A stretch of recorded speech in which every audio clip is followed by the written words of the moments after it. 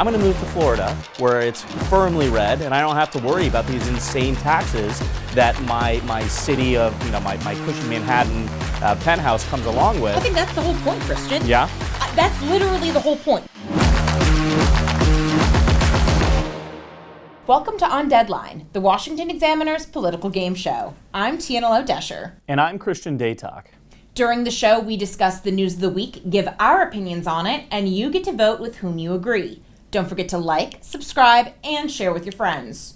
We begin this week above the fold, where we share our most important stories. Christian, what's trending in your mind? Donald Trump spoke with Vladimir Putin and Volodymyr Zelensky about brokering a ceasefire in Ukraine. And while we didn't quite get there, Trump touted the calls as a big advancement.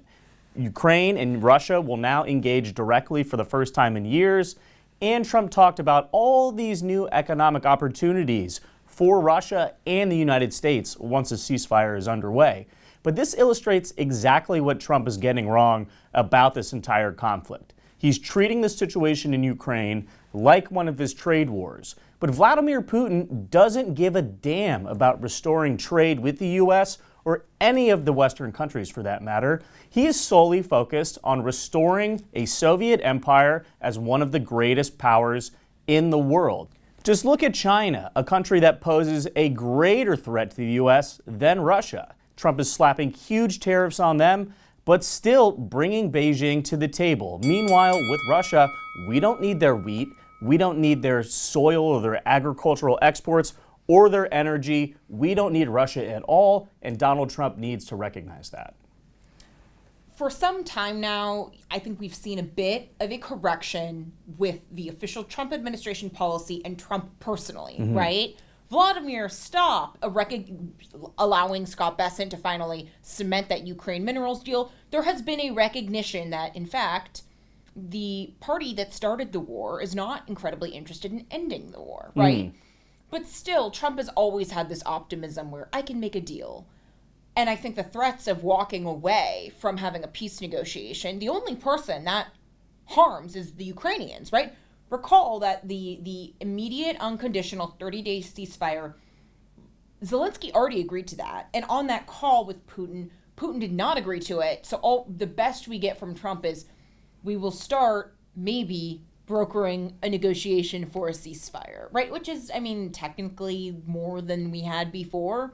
But look, in the long run, something that I think, we need to remember is while Putin does harbor these, we plan our, similar to Beijing, he's thinking in terms of centuries, in terms of legacy. The UN projects that in the worst case scenario, Russia's population will have halved by the beginning of the next century. And some of that is, just general population decline because people are having fewer children. But think about the implications in Russia. Putin has tried to impose a ban on, child-free propaganda. And for some reason that includes, Harry Potter and Game of Thrones, which does not make sense. But Putin thinks it's all cultural. And I think there are, the Russophilic corners of the far right that admire Putin for, you've brought a renaissance of conservative Christianity in Russia.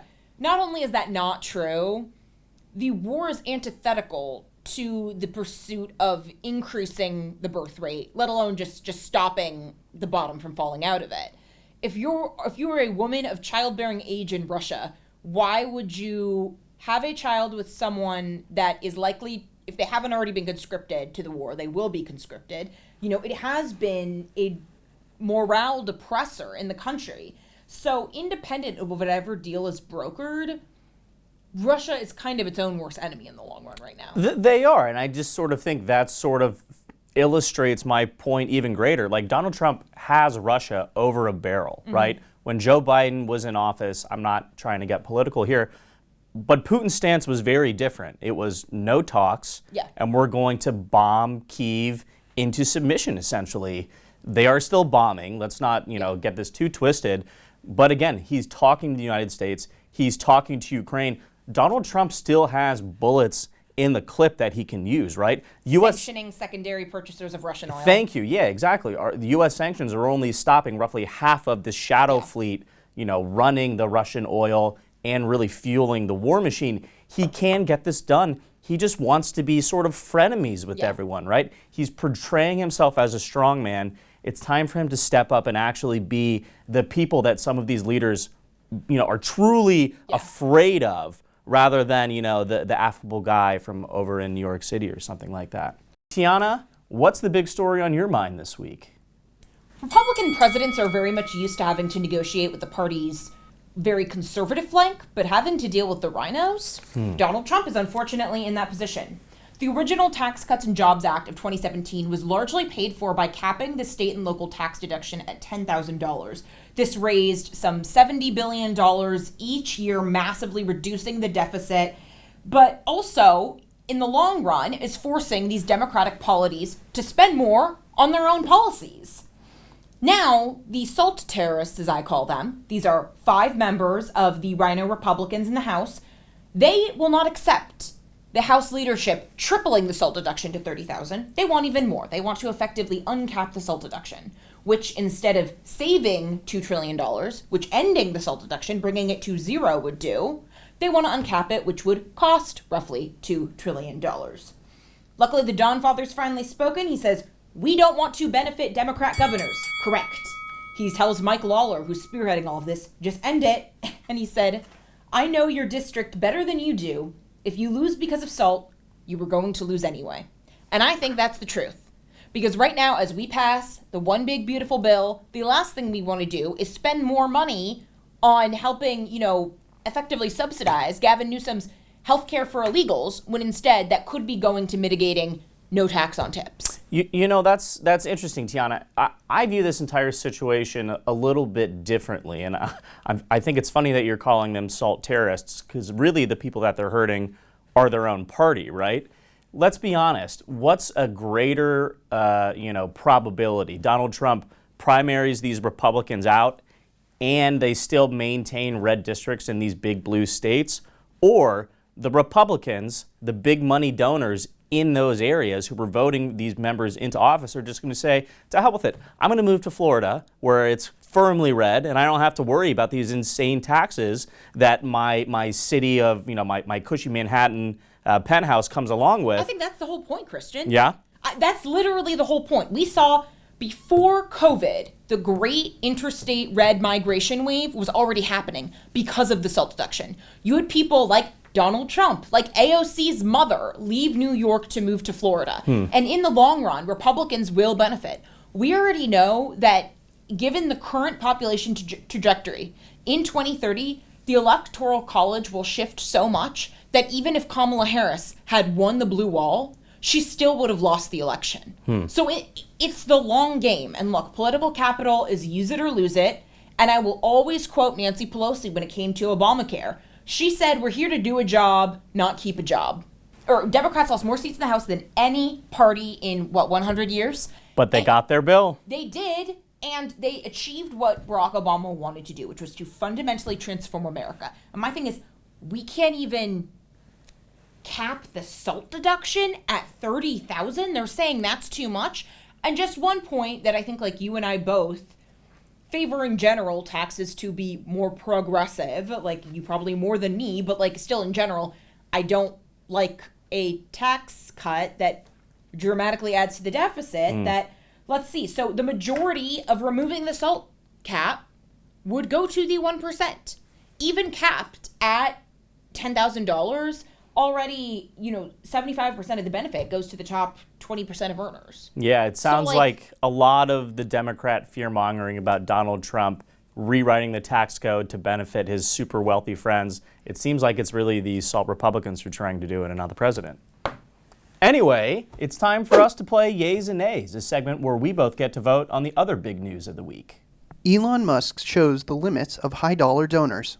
Oh, this is a no. And before we throw a pity party for Elon, just in case you didn't see this, last week, Mr. Musk told a Bloomberg Global television summit that he's going to be spending significantly less in future elections than the $250 million he dropped on Donald Trump back in 2024. You spent a lot more money on the last US election than you envisaged when you were speaking here 3 years ago. Are you going to continue to spend at that kind of level on future elections? I think in terms of political spending, I'm going to do a lot less in the future. And why is that? I think I've done enough. Is it because of blowback? Well, if I see a reason to do political spending in the future, I will do it. I do not currently see a reason. Before we actually voice our opinions, are you surprised by this? Not really. Right. I mean, Elon, when you just think about the sheer amount of liquidity this man has spent, there are lots of people who also have, in the hundreds of billions of dollars. But not many people have, privately purchased Twitter for $44 billion and single-handedly, bankrolled the whole Trump admin. So, it doesn't surprise. It's not that he's not still a mega freaking billionaire, but it's rather just when you're a billionaire of that magnitude who is still actively managing companies, you don't want to have any sort of liquidity crisis, especially to fund your 15 children and personal transit to Mars. Yeah, no, I agree. So this doesn't surprise. I don't think this is a falling out situation. Christian, I'll let you be a hater first. Thank that you. way then I can be the optimist. Look, the Musk tale certainly isn't cautionary for a couple of obvious reasons. Yes, Tesla's stock price suffered. Yes, people called him mean things on Twitter, the app that he supposedly owns and controls. But let's be honest, he got everything he wanted out of this, right? He came in, he was able to quote-unquote address government fraud, abuse, all of that, slash federal spending, and sort of refocus priorities against these quote-unquote woke programs that Biden or Barack Obama or any Democratic president has put in, over the past few decades. On top of that, he got a huge boost for SpaceX, right? Billions and billions and billions in future federal contracts on these manned space missions that we're going to be seeing.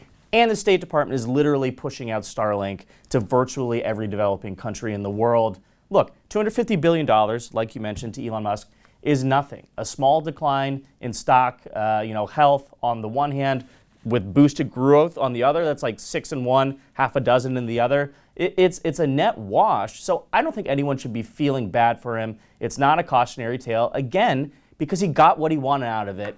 And if it's a little bit more and he's reaping, those negative rewards there, I'm not going to lose any sleep. Look, it's less that I feel bad for Elon because, again, I think Elon's overall position is strong, and I think it predates any of his real involvement with Trump because already it was the Biden administration that was reliant on Starlink for keeping Ukraine connected. And Tesla to meet those federal EV projections, right? And one of the smart things Elon was preparing for long before any of the trade wars was bringing back domestic lithium refining en masse in a way that the U.S. just has not done. And so this is Tesla. I mean, Tesla, it's a car company. Elon likes it to be a robot company, but in my opinion, it's going to be its most important feature 10 years from now will be the fact that it's the clean battery company. The battery tech is always the long game. In a way that GM is not doing. But the real reason why with Elon, I think it's important for us to just consider the closest thing we have to, think the intellectual skills of a Da Vinci, but as capitalized as the entire Medici Empire of the Renaissance, but in the 21st century. And still, it's not clear that it was his money that clinched the election for Trump. I just really don't think it was. Trump won out of 3 elections. He won the 2 times he was dramatically outspent. I believe he was able to outspend Biden in 2020, and he still lost. So I just think we are seeing the logical limitations, the endpoints of the worst fear-mongering about what Citizens United could do. Let's go really far back to 2023. Everyone thought Ron DeSantis, because he had his however many billion-dollar war chest, it was $250 billion war chest or something like that. And what did it matter? He outsourced his entire campaign to the super PACs, which are supposed to get unlimited amounts of money and oh, we can hire the best of the best, and he lost Iowa by like 20 points or something. Oh, yeah. The small dollar donor is still king. Yeah. And I don't even know if that's a good thing or a bad thing, because being beholden to small dollar donors does mean you kind of throw out some incoherent policies, like let's do no tax on Social Security, which thankfully has been modified for the big beautiful bill. I'm glad we got to Trump, because like he's the elephant in the room, Yeah. right? And he's been the outlier among Republicans who's been able to not only mimic what Democrats have done with grassroots fundraising, but really go beyond that. So I guess to your point, Republicans should be more worried if Donald Trump says he's not going to be a political spender after leaving office rather than Elon Musk. But let's be honest, it's just fun to dunk on Elon, right? Now it's time for us to fill in the blank. Joe Biden and Jerry Connolly's cancer news will force the Democrats to blank. This is difficult. I mean, I think we know what it should force them to do. Will they actually do it? But why don't you take lead on this one, T? I would say to own the political consequences of propping up these octogenarians with cancer, right? We try to like moralize it of, is it ethical to turn Washington into a nursing home? Is it ethical for Jill and Hunter to keep on propping up Joe Biden like it's Weekend at Bernie's so that way they can keep like the money grift going on? I don't think appealing to people's morality is ever a good idea in Washington. It just doesn't work. You have to appeal to pragmatic political reality. And I think this should point out the pragmatic, strategic failure of doing this, right? Not only did Joe Biden's senility, health decline, whatever we want to call it, cost Democrats the 2024 election, which was winnable, it also is increasing what should have been a razor-thin margin for Mike Johnson's House control. Yeah. Like, so you've had in the last year 5 House Democrats die. In this Congress, Jerry Connolly is the 3rd in under 5 months. It is possible that if Elise Stefanik had gone to New York, if she had left her seat, if a Democrat had won, and these 3 hadn't died, Johnson could have lost his speakership. Yeah. Instead, he now has, what, an 8-seat margin of control? He can lose 3 votes. He could not just lose the votes, but like have Republicans vote with the Democrats, which is a bigger thing than just not being present or voting present. Correct. Look, I think you are right. The dangers of skirting the age debate, again, and this isn't just unique to the Joe Biden world. I mean, obviously it happened with Feinstein. It happened with Nancy Pelosi herself not too long ago. And I think this is just another sort of check in the column of things that Democratic voters can no longer ignore about how their own party leadership has been, just objectively not doing their duty. They are prioritizing personal political power over not only the health of the party, but like the good of the country as a whole. And look, I don't want to stick too long on this because, again, it's sad. No one wants to see a death from cancer or for anything else, or to see Joe Biden, a man who I do think deserves a lot of the blowback that's come his way, but also was unfairly demonized to a degree. It's sad to watch him be, again, sort of put up and looked at as a zoo animal right now, given his advanced age and severity of his disease. But Democrats have to be honest with themselves at one point in time, or at some point or the other. They can either choose to reform their party in constructive ways that demonstrates to voters, we hear what you're saying and we're trying to address it, or again, there's going to be a full-on violent revolt. I'm not saying there's actually going to be riots, but it's going to get nasty and the party is going to tear itself down. And even at the end of that tunnel, they'll probably come out weaker than they would have had they, taken this reconstruction on in a more pragmatic, cooperative manner. I hope good comes of this, but let's be honest, we've both been in D.C. for a decade, and we've seen very little positive improvement on either party's part. So I'm hopeful that this won't be the same. That's all the time we got for this week. Don't forget to let us know in the comments what you think like the video, subscribe to the channel, and, why not? Share it with your friends. You can go check out more of our great reporting at washingtonexaminer.com. I'm Christian Datoc. I'm Tiana Lowe, Doescher. And we'll see you guys next week.